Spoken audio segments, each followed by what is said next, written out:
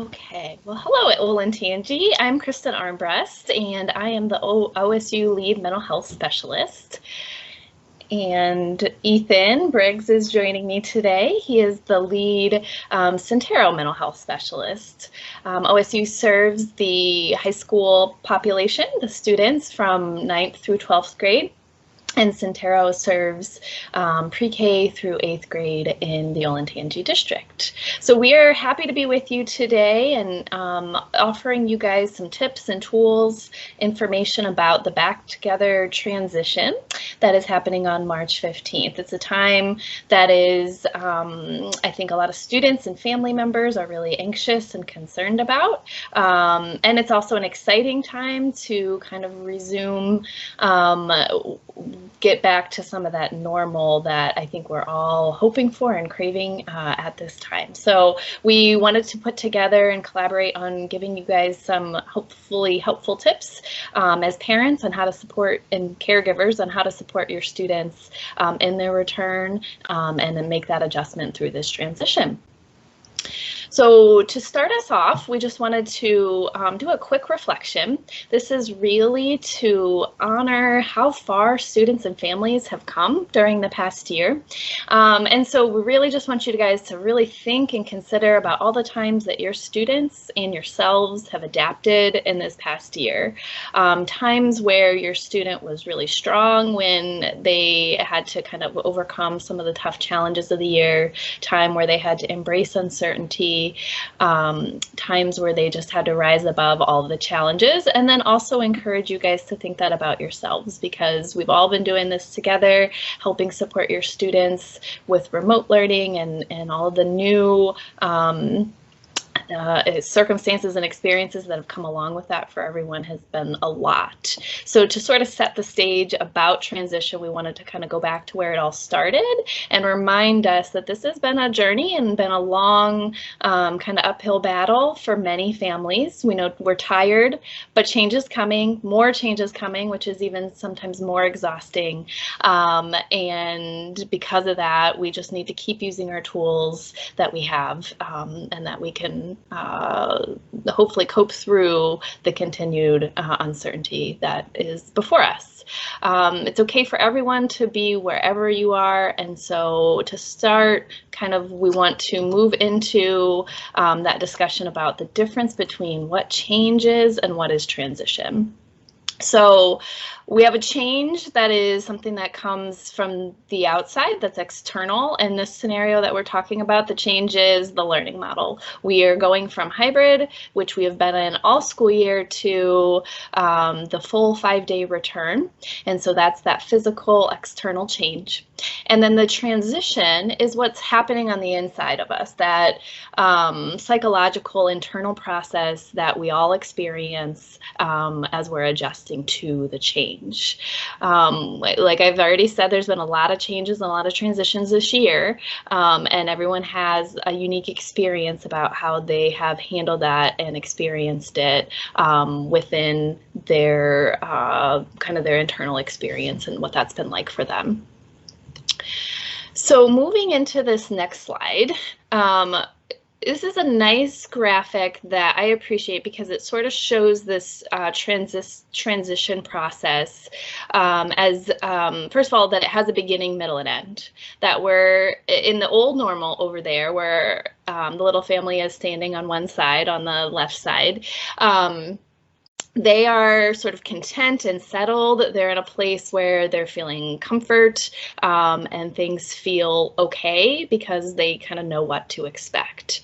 And so ideally, many of us may have sort of settled into the hybrid model at this stage. And now change occurs, and that change of moving into the full 5-day model is going to launch us onto that bridge.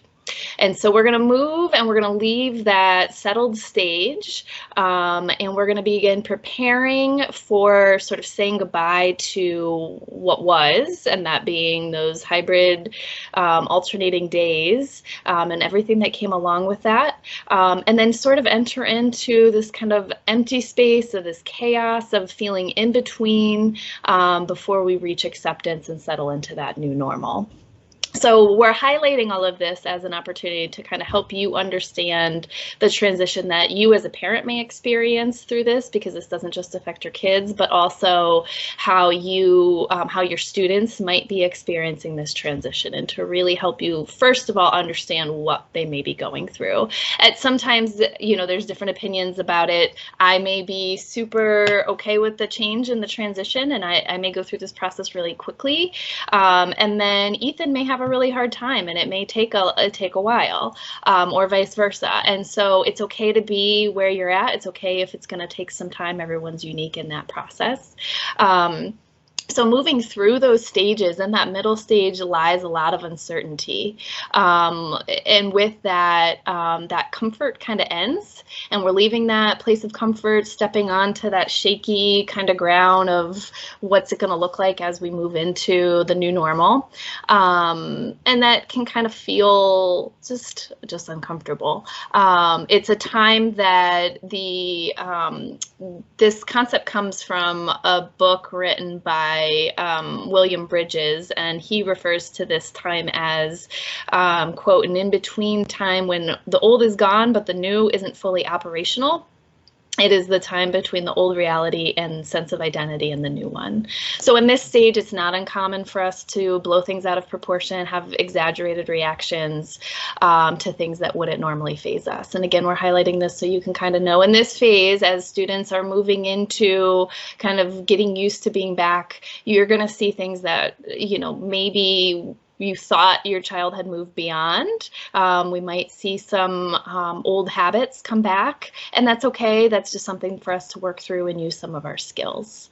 Something to consider is, like, what is your teen saying goodbye to? Is it that maybe it's, or your student, your teen or student, what are they saying goodbye to? And that may be, are they saying goodbye to sleeping in on those days? It could be that they felt like they were doing really good.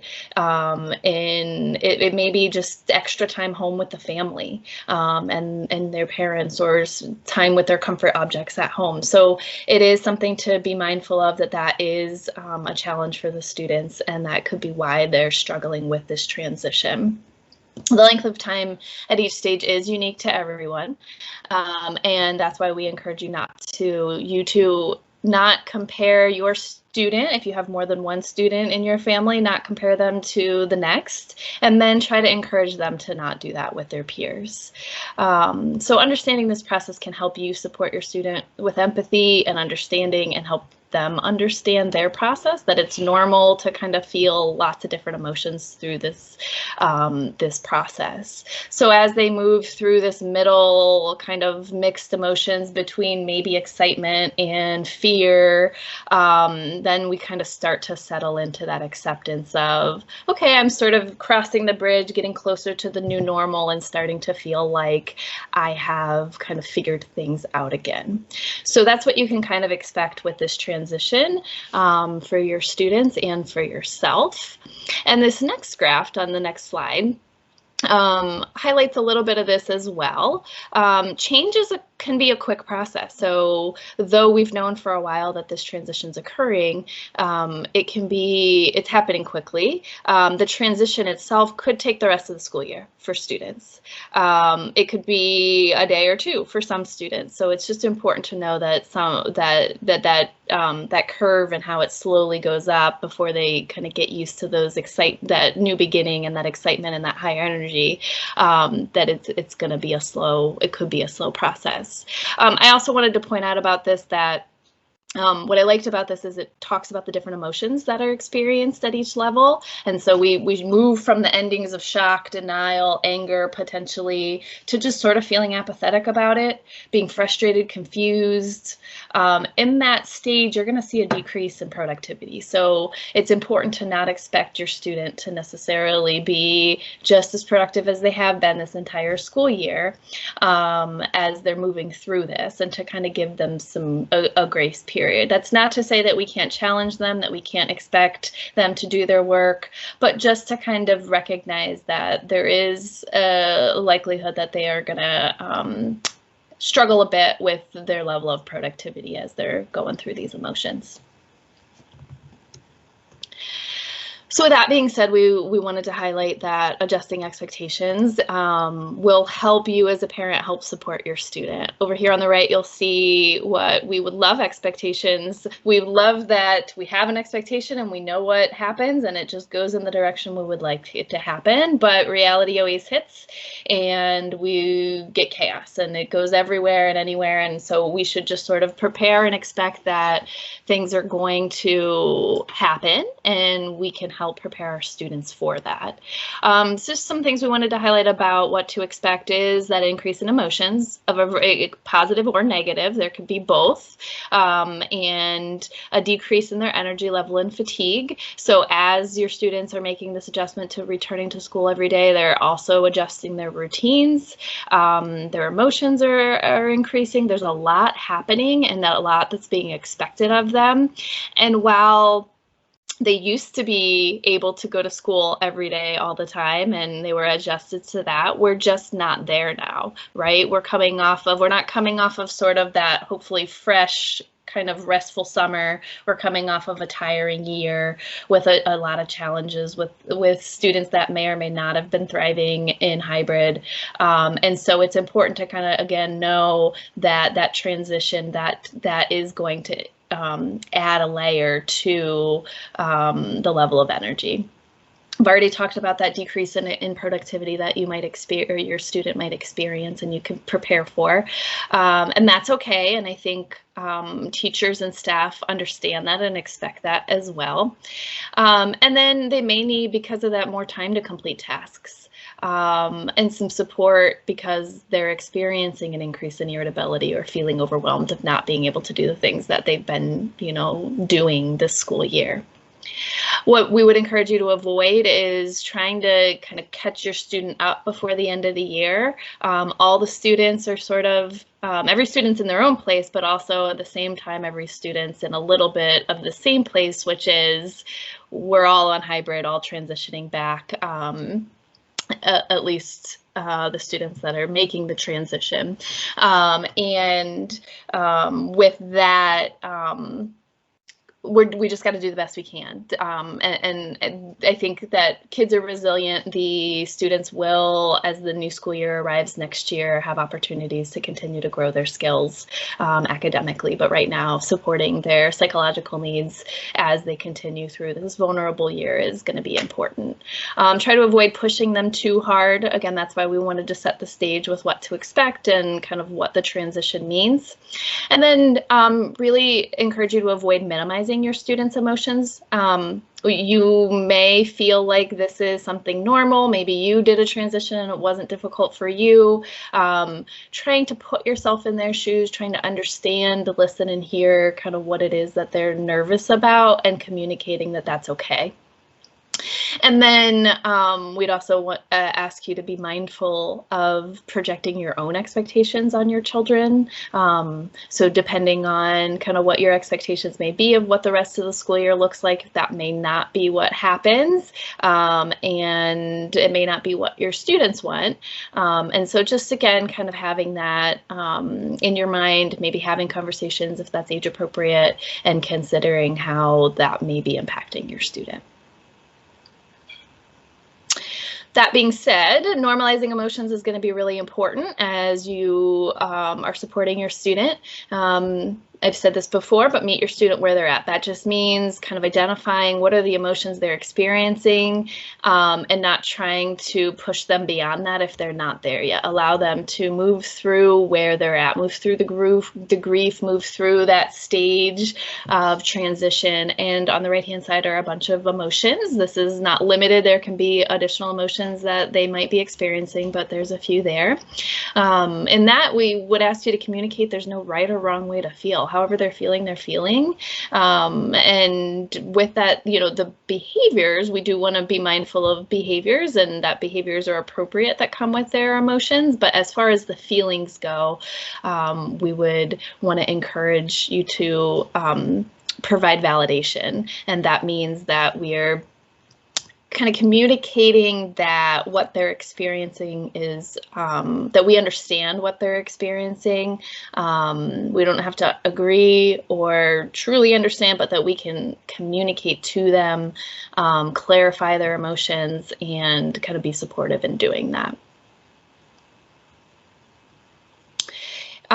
Here's another graphic on emotional validation. So you'll see that it says allow them to express emotions. And with that, that means listening, truly listening, not trying to problem solve, clarifying and identifying emotions. So helping students to kind of pinpoint what it is they're feeling, because a lot of times they don't know.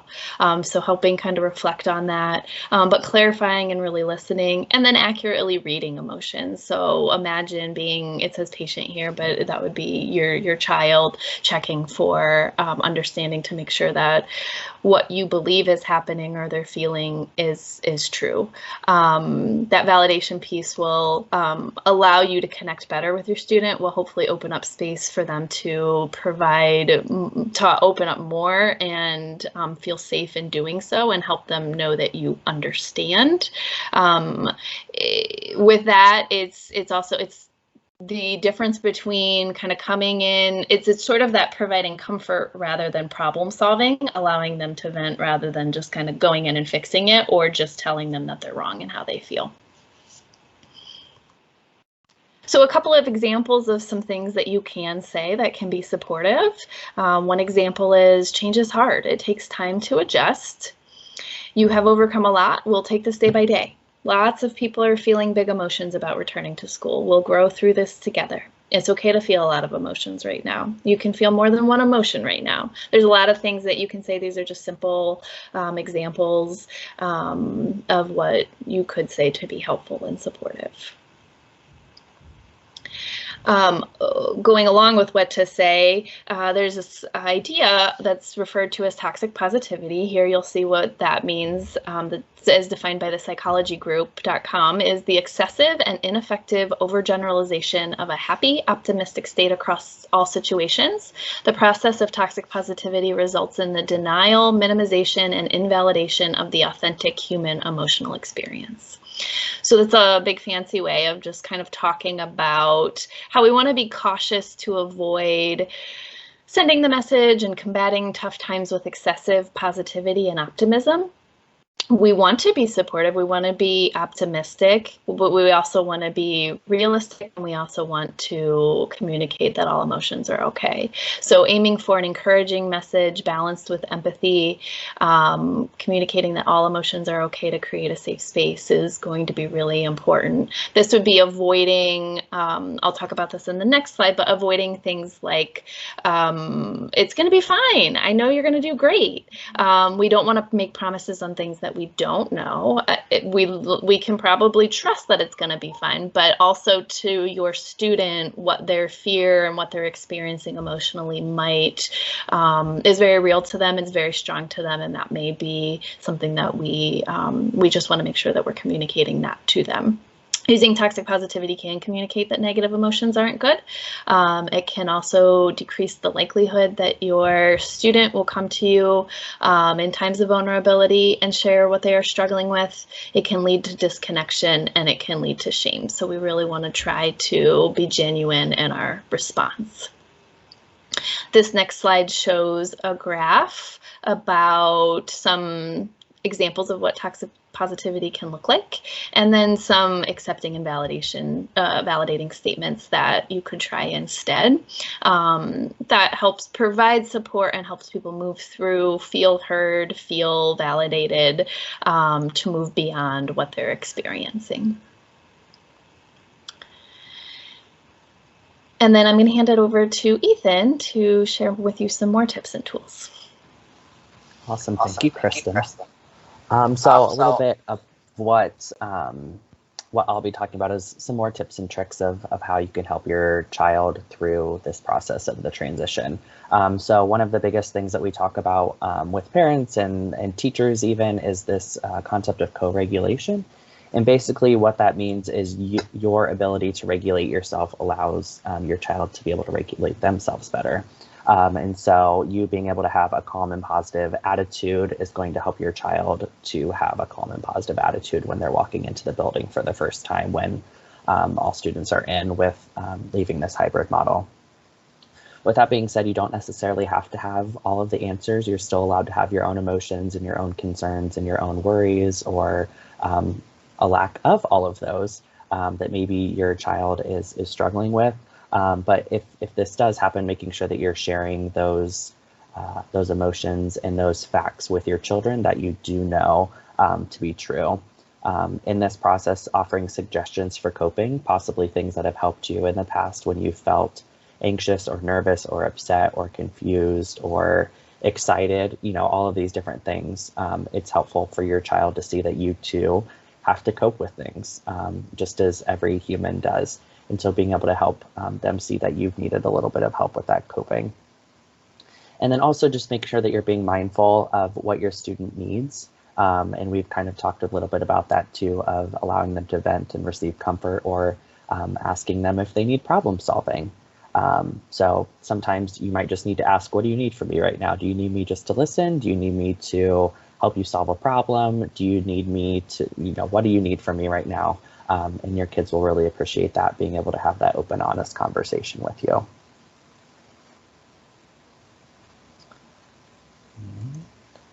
Awesome. So one way that we talk about coping with transitions and changes around us is something that we frequently refer to as circles of control. And basically this allows us to focus in on the things that we as humans and as individuals have control over, and not trying to focus our energy on those things that we don't have control over. So for example, in this graph, we have things that I can control in the inner circle, that white circle. So things about your own actions, your own words, your own emotions, things along those lines are things that you are able to control. Asking for help, making sure that you're taking care of yourself, what choices you're making, things along those lines. And then on the outside are those things that we can't control. So what are the things in the past that we can't go back and change those? What about the behaviors of other students, of parents, of teachers, of our society at large? Those sorts of things they don't have control over. And so helping your child really focus in on if they are feeling dysregulated or upset or feeling any bigger emotion, that they're able to really focus in on and allow them to take some time to focus on what are those things that they can control, and trying to distract or come up with other ways that they can really focus in on that inner circle versus worrying about those things on their outer circle. And then over here on the left, just general tips, and we'll talk a little bit about these as we go, but relying on your strengths. Every person has strengths that are unique to them, so being able to focus on those and utilizing those. What has gotten you through some past struggles, and can you use that in this situation? Making sure that you maintain your routines, focus on what you can control, reflecting and processing through things. So that might be journaling, things along those lines, allowing yourself to grieve, and being patient and kind to yourself. So these are all really important things that can be really helpful for helping someone get through a big change. Now, when we talk about different types of coping skills, we kind of can categorize them into different areas. This is by no means exhaustive of how you can cope with things, but we want to make sure that there's easy ways that we can kind of segment coping skills, so that way it's a little bit easier for people to remember. So for self-soothing, this is a way that you might have heard it as grounding. It's a really good way to be able to focus in on your senses and bring you back into the present moment. So that way you're not worrying about things that have happened in the past or things that could happen in the future. You're just focusing in on things that are happening right here, right now. So this is something that anyone can do in your car. You can do it, keep your eyes open if you're driving, but in your car, in a classroom, at work, in your home, in a bedroom, all of those sorts of things. This is something that can be used. So focusing on things you can touch, hear, see, taste, and smell. And it gives you some ideas for each of those. We can also look at distraction. So taking your mind off of the problem for a while. We all need this, and distraction can be a really helpful coping skill. So working on, arts and crafts, reading a book, doing some sort of, family game or activity, video games, things along those lines can be really helpful for distraction. Doing opposite action. So this is doing the opposite of what our impulse is telling us to do at that time. So working on a more positive emotion. So affirmations and inspiration can be really helpful. or also doing something funny or cheerful that can kind of help to negate what that negative emotion is that you're experiencing at that time. Emotional awareness, identifying and expressing your feelings. This is really helpful with just sometimes getting those thoughts out there, writing things down, coloring, drawing, having some sort of outlet for that. Mindfulness, really focusing on grounding yourself in that present moment, like that self-soothing, doing some meditation, having a grounding exercise, yoga, things along those lines. And then if a lot of these things are not working and there might be a crisis, a mental health crisis, we've listed some ways to make sure that kids know who they can reach out to, whether that's a school counselor, OSU or Centero, going to the ER, calling 911, things along those lines if they would be needed.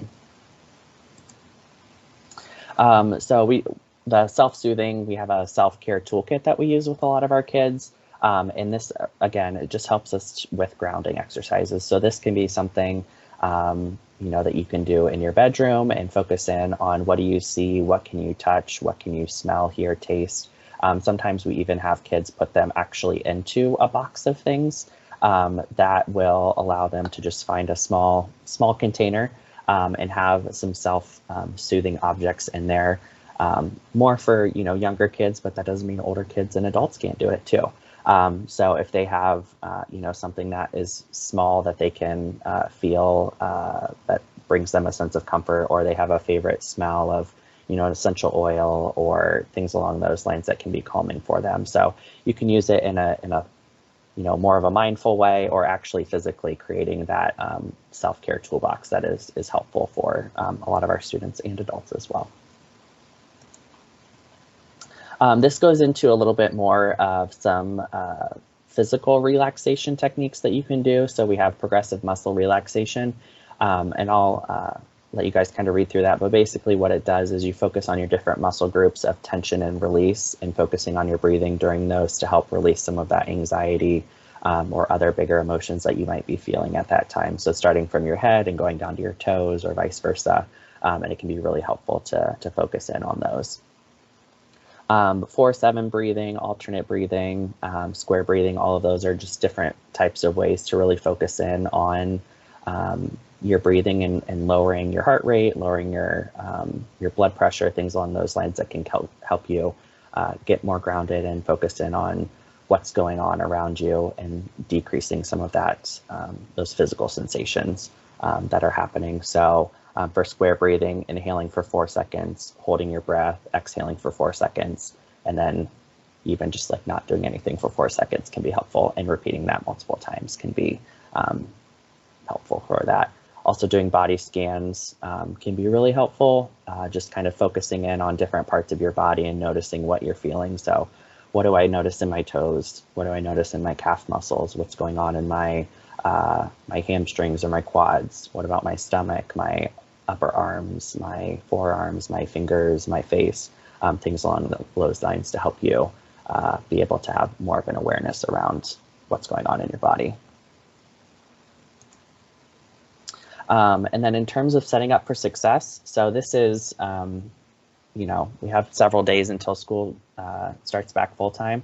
So these were some ideas that we had for how you can get your kid ready to go back to school. So working on setting up a sleep schedule starting today or as soon as possible to make sure that you are getting your kid back on their normal sleep schedule. So, if they have to be at school at 9:05, make sure that they're focusing on being at school and being ready and that sort of thing for our elementary kids. Obviously, it's earlier for our middle school and high schoolers, but focusing on making sure that they have that routine of a sleep schedule.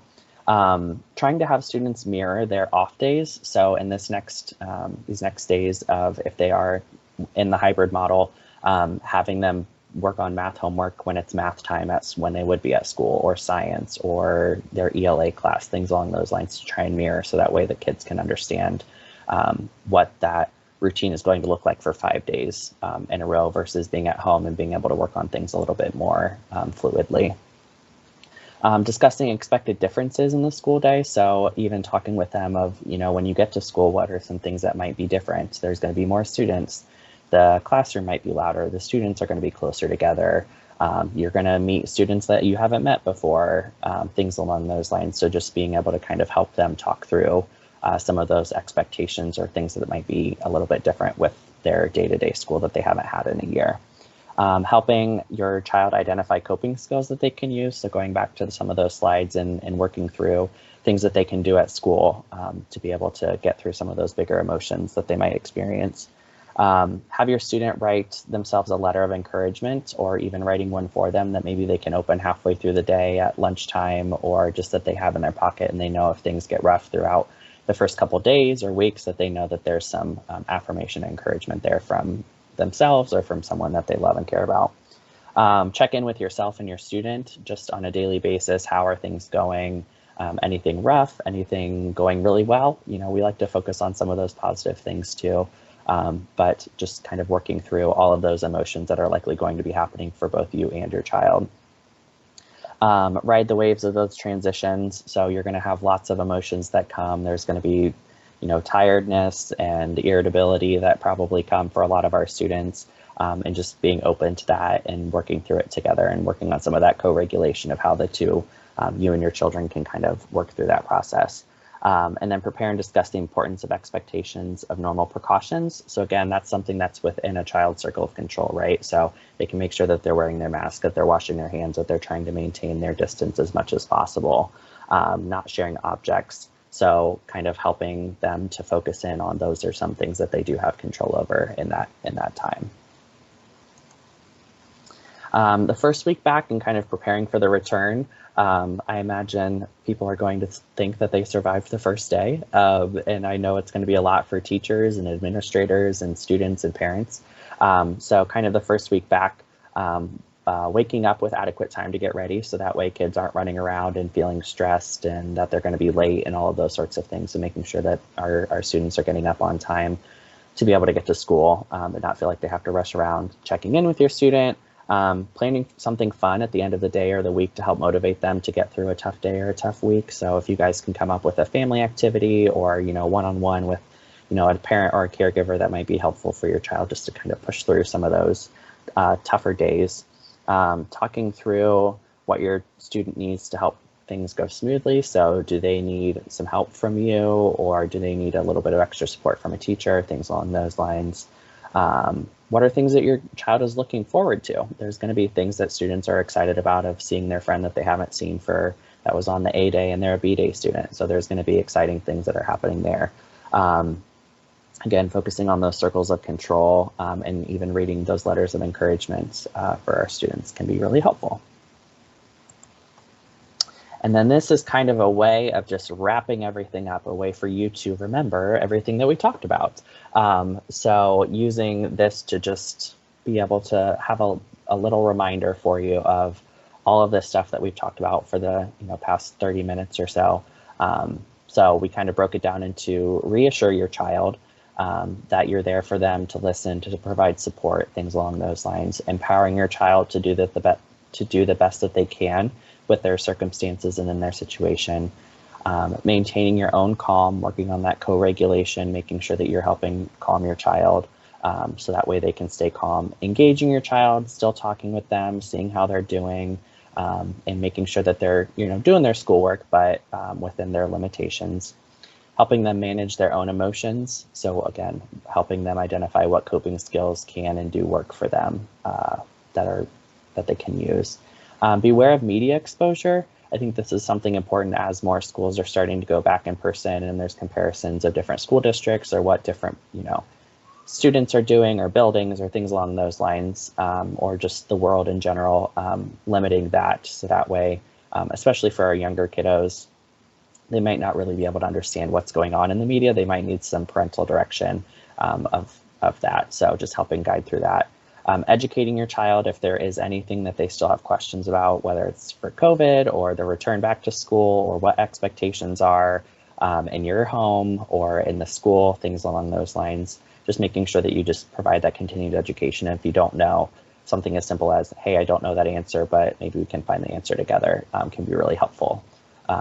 And then also focusing in on that routine and trying to get them on a normal routine as much as possible, focusing on their sleep schedule, getting them kind of used to we have to start waking up early every day now. We don't play Xbox in the middle of the day, that sort of thing. So being able to help them focus on that. And with that, that is everything. If you feel like you need more support for your child, or as they kind of return back into the school full-time in this all-in model, reach out to your school counselors. There's definitely other services and providers that are available throughout the district through school counselors, school social workers. Centero and Ohio State are providing mental health services as well for our CDL and our hybrid, soon-to-be all-in students. So if you feel like you have a concern, please reach out to your school counselor, and we will make sure that we try and meet the needs of your students as much as possible. That is all I have. Kristen, did you have anything you wanted to add? No, that's all we have for you today. So we, I guess, just appreciate you guys listening and hope that it helps, and wish you guys all the best of luck in the transition into the sprint to the end of the year. Yes, thank you, everybody. Thank you.